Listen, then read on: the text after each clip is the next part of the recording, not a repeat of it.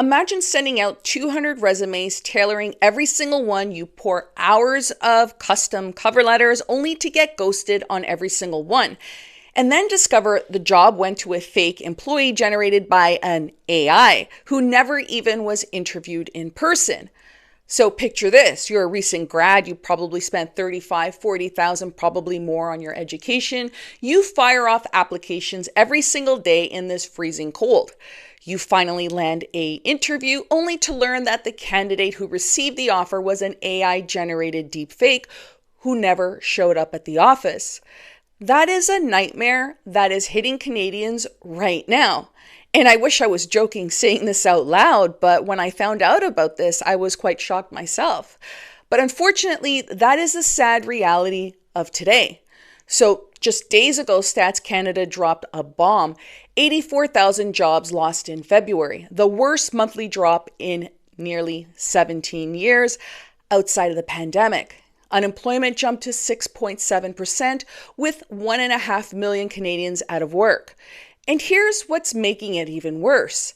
AI fraud is exploding at the same time.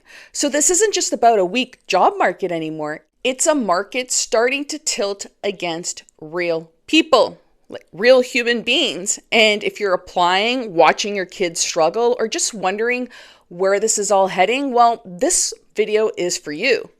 Let's break down what's actually happening. Unemployment fell 0.4% in a single month, and the employment rate dropped to 60.6%. But here's the signal most people miss. 27,000 Canadians just stopped looking for work altogether. That's not recovery. That is people losing confidence in the job market. Full-time jobs dropped by over 108,000, with 73,000 lost in the private sector. The translation here? Well, once you strip out government hiring, there's basically no real job growth for a year. Now let's look at the youth. This is where it really gets ugly. Canadians aged 15 to 24 lost 47,000 jobs, pushing unemployment to 14.1%, and that's near the highest levels outside of the pandemic. Personally, I think it's a lot higher than that because we're not factoring in for the youth that just basically stop looking altogether. And here's the part most people need to understand. This isn't isolated. This is happening across the board at the same time. When everything starts slowing down together, that's when the pressure really builds. And let's be honest here, that's not a healthy job market. That is a shit show. Wages are up 3.9% year over year, which sounds good until you actually look closer. This isn't people getting ahead. It's lower paid workers, especially youth, that are losing jobs, which pushes the average up on paper while households still feel the squeeze. So it's complete deception. Now let's zoom into Ontario. This is where it's hitting harder. Unemployment has climbed to 7.6%, and it's not just job losses driving that. It's more people actively looking and not finding anything. That's a dangerous combo. Now, confidence dropping while competition rises at the same time. And nowhere is that pressure more obvious than here in the GTA. We've got some of the highest living costs in the country, and rent hasn't meaningfully come down. Even though it has come down a bit, it's still expensive for a lot of people because it eats up nearly half of the money that they take home. And now a job market tightening right as more people are trying to get in. This doesn't mean everything will collapse overnight, but what we're seeing is the job market finally catching up to the broader slowdown. Businesses are pulling back, uncertainty is rising, and growth has already weakened.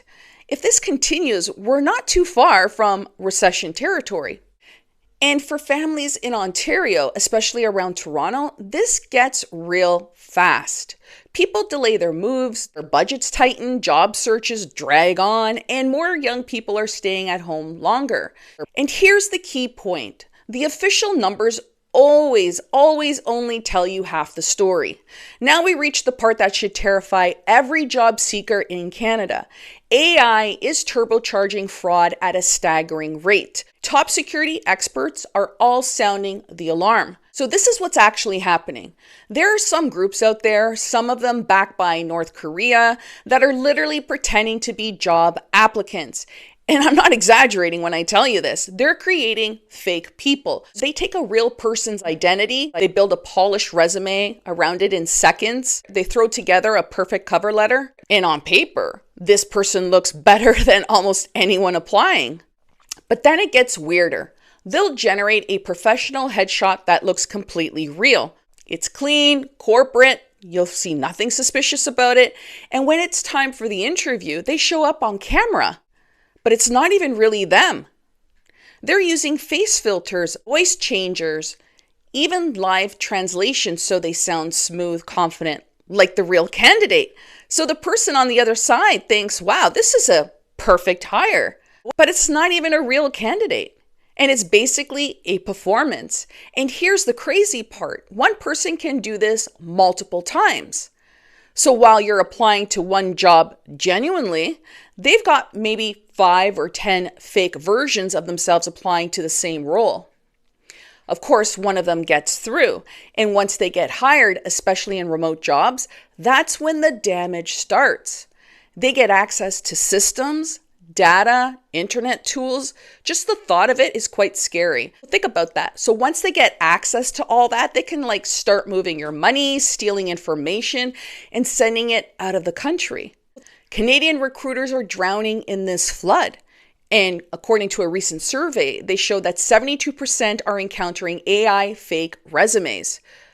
51% are seeing bogus AI created work samples.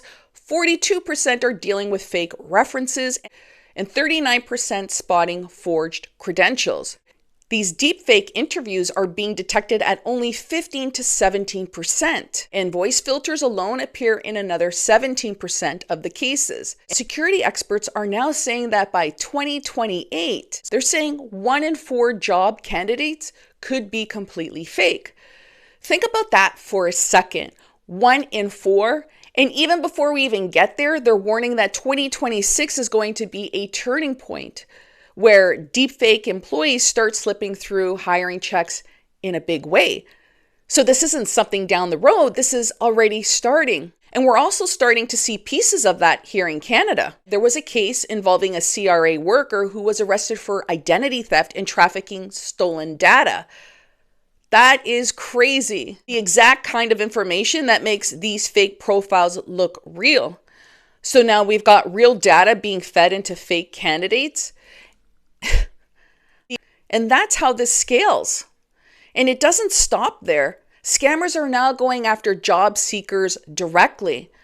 They're posting fake job listings, pretending to be recruiters and charging people for these so-called AI optimized applications. So while you're trying to get a job out there, you're now being at risk of being taken advantage of. And now behind the scenes, the volume of this is exploding. Recruiters can tell something's off. They're seeing the inconsistencies, but they can't keep up anymore because AI only gets better by the day. And it is fast, cheap, and incredibly easy to scale. So instead of a few bad actors, it's pretty much everywhere. And this is where it starts to affect the entire systems. Companies are getting more cautious. They're hesitating on remote hires. Maybe they should go back to the office. I don't know if that's a solution. Don't shoot the messenger. Let me know in the comments what your thoughts are on that, by the way. They're questioning every application because now the risk isn't just about hiring the wrong person. It's letting the wrong person in. And when that kind of doubt creeps into hiring, trust obviously starts to disappear quite fast. Now, when you put it all together, you get a double hit. 84,000 jobs lost plus an AI fraud surge. That creates a market that's starting to work against real people, real humans. Employers are already cautious because of the economy. Now they're asking a new question. Is this even a real candidate? And that extra layer of doubt raises the bar instantly, especially for entry level and admin roles. And this is where it flips. Real applicants are now competing against synthetics. Your resume gets buried under a perfect AI generated one. Your interview loses to a deep fake, and what used to take weeks will now probably take months. And confidence, well, it drops pretty fast. Look at the youth. Officially, unemployment is 14.1%. But when you include who's actually given up searching, it's likely much higher, as I said before. And that's not a number. That's an entire generation stalling out in real time. These are kids who were told, work hard, get educated, and of course you'll be fine and find a job. But now they're walking into a system where AI writes better resumes, fake candidates take the interviews, and entry-level jobs are disappearing before they even start. So we need to ask the uncomfortable question. Are we preparing people for a world that doesn't exist anymore? Because right now, we're not. And this is where it goes beyond jobs. When people can't find work, when effort stops leading anywhere, when the system's stacked against you, it stops being about employment. It becomes about identity. It becomes about purpose. And it's not just young people, it's experienced workers too, because a lot of them have to, after years of working, decades, they now have to restart, reapply. They're quietly wondering, how the hell did we end up back here? Now we got both groups that are stuck in the same pressure point, trying to compete in a system that's getting harder to trust day by day. And when that trust breaks, behavior changes. People stop playing by the rules. They start looking for shortcuts. They start doing whatever it takes to keep up. And that's why this matters, because this isn't just about fake resumes or bad hires. It's about a system that's starting to change how people behave and what they believe it takes to survive. So if you're feeling this right now, whether it's you or your kids, I actually want to hear from you guys in the comments, because that's the only way we can get real news is through people's lives and what they're experiencing right now. So I want to know, have you guys felt this shift? Have you been ghosted?